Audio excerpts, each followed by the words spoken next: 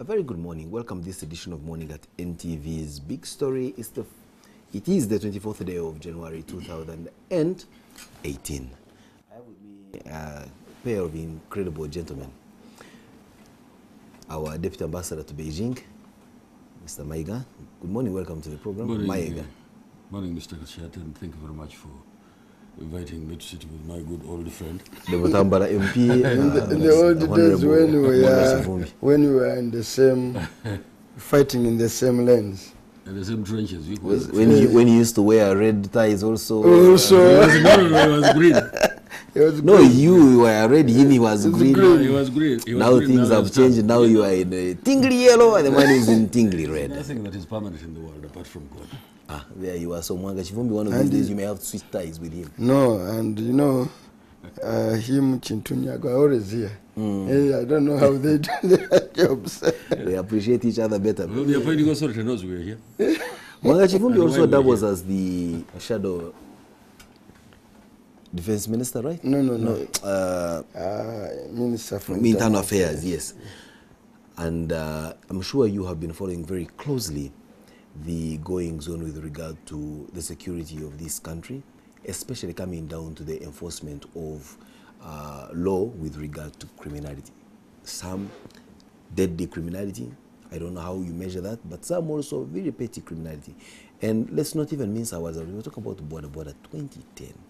As a shadow minister for internal affairs, does it bother you that all fingers seem to be pointing at the police being complacent in the heinous activities some of these extrajudicial groups continue to do?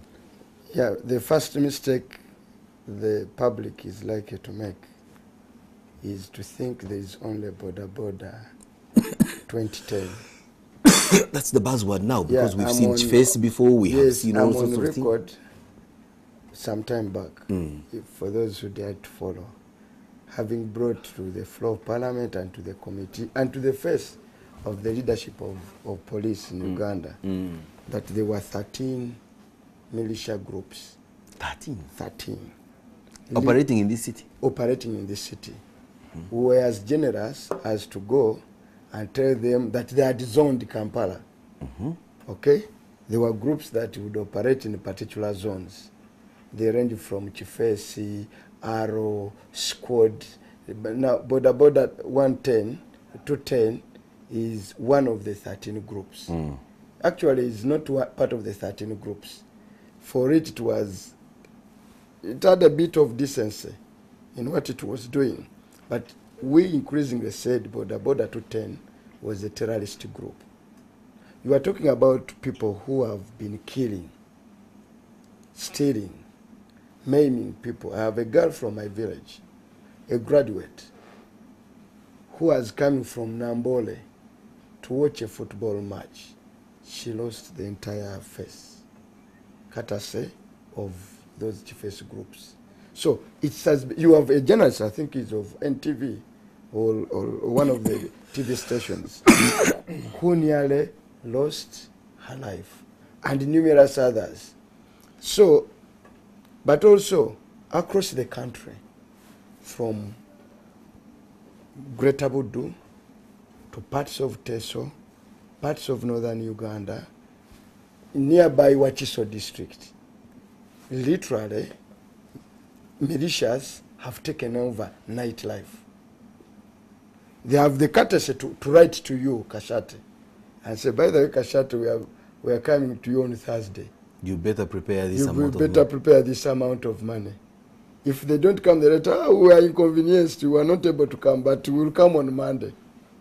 Is that courtesy, or they have the callousness too? As day follows night, they will come.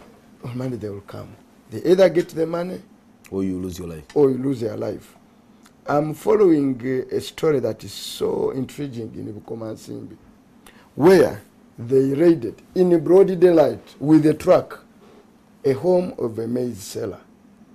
People, this with the maize store. They told him, we will come, we want maize.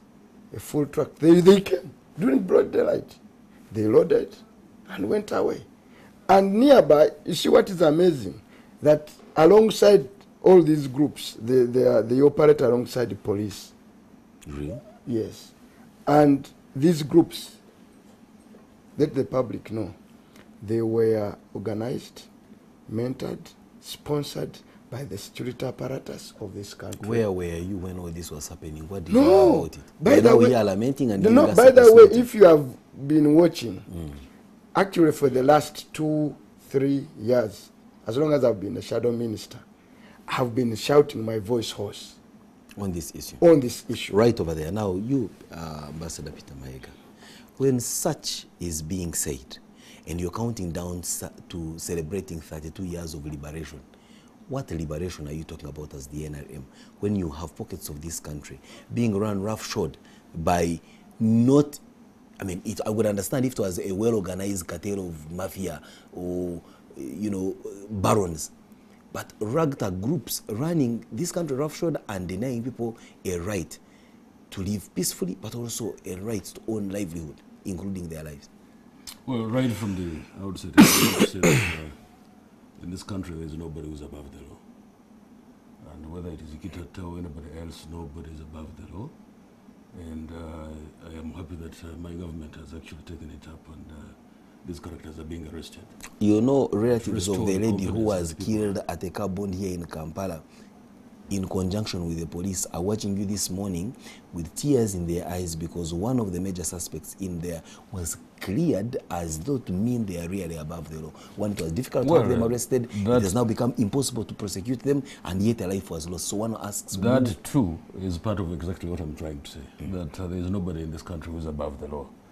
But of course, in the wisdom of the DPP, the police officer who had initially been arraigned before the courts of law has been released to become a witness and all these kinds of things. That is an argument probably for another time. But what I want to say, and I think my point of emphasis is that in this country there is nobody who's above the law, whether it is Kitata, whether it is who, everybody has to be subjected to the biggest, really, force of the law as much as possible. And so I am happy that the government, as I was saying before, has moved into arrest all those who have been responsible for these kinds of things, including the accountant of case clinic and all these kinds of things. And I believe that everything humanly possible is going to be done in order to bring all those who have been committing these crimes to book. But having said that, I also want to appreciate one fact, that when it comes to matters of security in this country, I think this government, the URM7 administration, has actually performed best, and as far as securing the country is concerned, because when you look at its record in terms of fighting off rebel groups, over 20 of them, ever since URM7 took over power, all of them defeated. And now what remains to be done is to rein in the so-called militias, like, of course, my good friend is talking about, and make sure that they don't feel that they're above the law. And I'm happy that security organizations in this country are moving in that direction to ensure that these people are actually brought to the full force of the law. And I believe that justice is going to be done. And probably let me also add. Yeah. You see, how do you think people watching you in districts like Ruengo, Zimbabwe, and Masaka feel when you're talking, waxing lyrical about a government able to ward off 20 or so rebel groups, but we have militias with the kind of callousness that Honorable Mwagifubi talks about, that we write to you and inform you that we are coming. You inform the police to come and protect you, but they still come and the police does nothing. And you are saying that this government has done an incredible job? Of course it has. You needed to be in places where rebellion or rebel groups used to exist to know exactly what I'm talking about. That actually when it comes to matters of security, and I'm happy that the minister in the shadow for security is with us in the studio. You would prefer to talk about the glorious past of this government it's as opposed to even capitulating to the failures today of the current government. Don't you agree that to a large extent, as it is at the moment, the police and other law enforcement have failed to abide by their promise, which is to protect and serve? Absolutely. That is the number one responsibility of any government, that you must protect your citizens to the latter. That absolutely is exactly to what extent what is supposed to be done. And that's what I'm trying to say, that I'm actually been saying that this government has actually occupied itself with the responsibility of ensuring that everybody, including us in this studio, are as secure as possible. But of course, I want to admit that there are some gaps in the police, in as far as securing the keeping law and order is concerned. But I also wanted to mention something that some of these groups that are being talked about, irrespective of the fact that they've gone overboard and taken the law into their hands by doing all these kinds of things and, of course, torturing the people and sometimes even killing them. And that's why actually they're being arrested. Have been some of these groups you're talking about. I know, for instance, when it comes to community policing, there are quite a number of groups that have been involved in ensuring that community policing is done hand in hand with the police. Now, of course, most of these things we are doing them at experimental level, and they haven't been really regulated, but we must move towards a point where these groups which are actually doing community policing together with the mainstream police are actually regulated so that they do the right thing. They don't have to torture people, they don't have to grab other people's motorcycles. But by the time you were recruiting them and putting them as an outfit to work in collaboration with the police, why didn't you think of the issue of regulation at that point? Why do you always want to put the cart before the horse? Well, regulation is supposed to be, it's a process, it's supposed to be continuous. You can't say that you see, you can't start without an end in sight. That one I agree. So do you agree, therefore, that much of this that has been done, the modus operandi of General Kayihura and his police outfit and how they incorporate in all these rogue groups has not been with the focus of an end in sight? Because you're bringing in rogues, as it were, without... You see, it's extremely difficult. Because when you are recruiting people into a force or community policing groups, when you at the point of recruiting them, you cannot know that Simon Kassiate is going to be a criminal in the future. That comes out much later. And given the fact that this is a process, given the fact, let me answer your question, because otherwise, if I don't have Simon, if I don't answer, I want to guide you because I think you're getting my question wrong. Okay. You have recruited a bona fide brigand called Sobi. Who, on the basis of his claims that he's born again... And where is he now? And where is he now? If only I knew. And where is he now? Where is he? Where is he? He was apprehended. Are you sure? Yes. He was then after? He was apprehended. That's what I know. I can tell you without the fear of contradiction. No. He's watching you from the comfort of a living room. I don't believe so, because definitely you're not part of security. But from the information which I have is that many of these fellows have actually been arrested by the security forces in this country. It is at exactly 7 minutes to the top of the hour at 8 o'clock a.m. on the 24th of January. I will, now because you pulled the bluff, you pulled the bluff on me, I will give you ocular evidence on where Sobi is right now, days after you have made this pronouncement. Then you will now know that you perhaps have no idea about how well, I don't think it's just a question of having no idea about these things, but let's get down to our question. Is that the fellow, if he has been released last night, if he was released last night, that's a different idea, or something like that. But the fact of the matter is, you have attracted and brought on board Sobi as part of your security apparatus, with his record known, his history clear to you, and his disposition. What gives you... Do you agree, Simon? No, wait a minute. What gives you the confidence that this man can't fall off the rail? Simon, and therefore the need for regulation. I bring you on board, as it is, send the thief to catch a Simon, but you must keep a hawk's eye view on his operation. Sometimes you must agree, for a fact, that if somebody, for instance, is going to provide you with information, and he is, of course, a criminal, but you can turn him into a witness in order to move on in terms of justice. That has been happening not only here. Mula in the US. Yeah, he has now turned more or less into a witness. But after admitting that actually was a criminal. So these things are not happening only in this country. Unless one to say that Uganda probably is heaven. In the US it has happened. Somebody can be turned into a witness so that actually brings out much more incriminating evidence. Without a doubt, what's the difference between the US that you're talking about and Uganda that you're talking about is that for him to get to that stage, the government has a regulation in place to ensure that he can only remain that witness and not fall back into criminality. Simon, you have people swinging between state witnesses and criminals. I've given an example. I've given an example of Mula in the US. I've given an example. And Simon, you have to give me time to answer your questions. No, because you're answering. I mean, you're asking many questions. But you see, the thing is, you're not because I'm giving you an example. But at the same time... Can I give you another example to give you an illustration? No. But let me answer you. Look at your friend Kitata. No. Let's say Kitata is definitely a criminal. I'm convinced beyond any reasonable doubt. But he has been let's not even talk about it because he's already arraigned before. I mean, the security officers have already arrested him. But the fact of the matter is, Simon, is that Okay, I've given an example from the US. How about I've given, no. Your time is going to come. There is time when somebody, in spite of the fact that he has been part of the group that has been committing crimes, can be turned into a witness so that he brings out or she brings out incriminating evidence against the rest of the group. You've said that 4 times. That is allowed. It has happened before, and I've given an example in the US.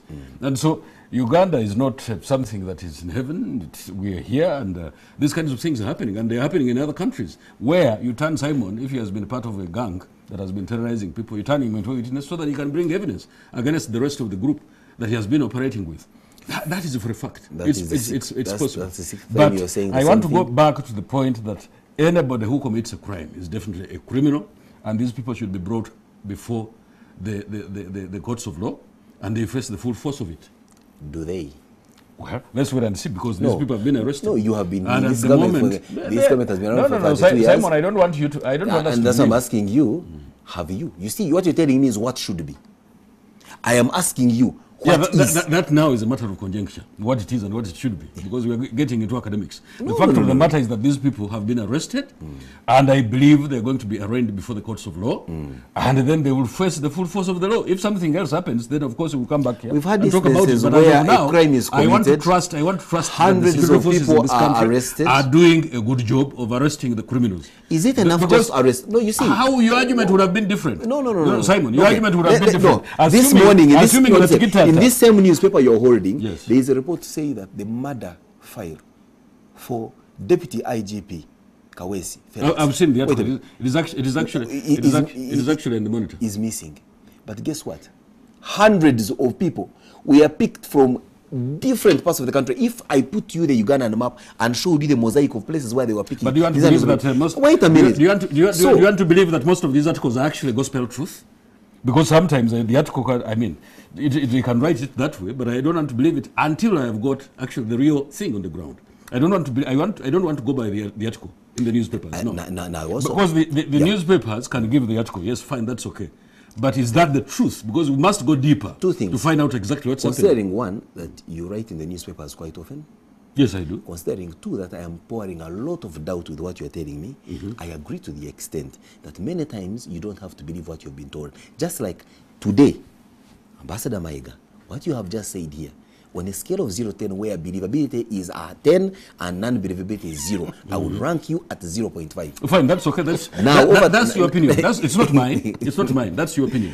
Now, But Tani- I definitely differ with you. I mean, from you, from what you're saying. I have a totally different opinion about these things. I still don't believe that you differ with me. Yeah, but I don't believe in what you're saying. Now, Honorable Mwanga Chivumbi, it should bother you that you have a situation such as this.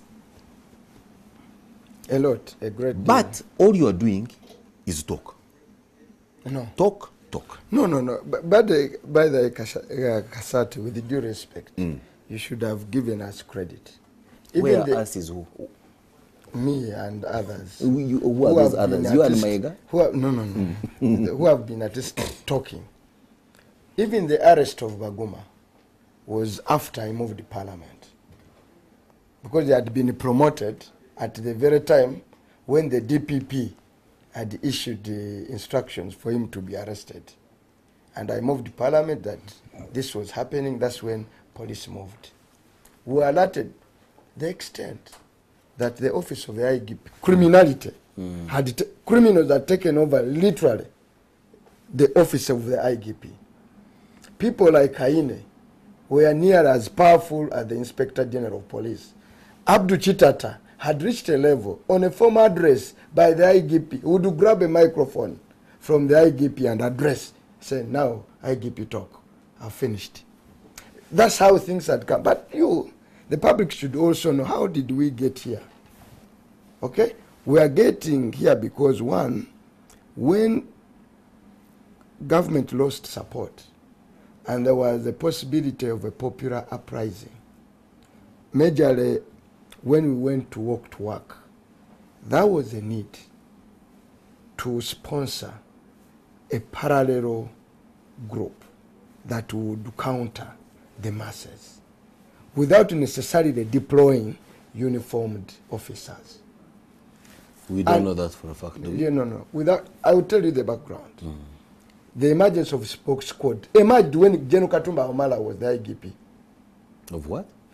Chiboko squad, the first time we saw men yielding sticks emerge out of CPS, descent on innocent Ugandans who were demonstrating.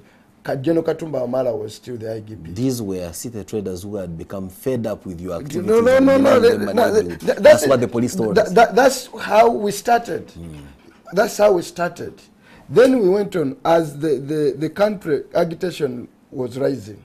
There was a need to raise. Therefore, the government took a position. Commander-in-Chief took a position. A lot of funds committed from rice food funds, youth livelihood under the Ministry of Gender was used as the trust fund to sponsor the emergence of these groups. A lot of because on the normal budget of Kare Kayura, there is no way he would buy 1,000 borders, give them to Chitata. Okay? So nobody should take it away. IGP was cleared by the head of state to build this infrastructure. This country has got crime preventers, 1.1 million of them recruited. You remember? They remember the famous launch in Imbare, which was presided over by the president. And you ask these questions, how are you going to sustain this 1 million strong force well after the election? There was no answer. How? So therefore, this criminality is rooted in failure to address political questions. For as long as political questions are not addressed, vigilantes of people of this caliber, okay, will rise in society.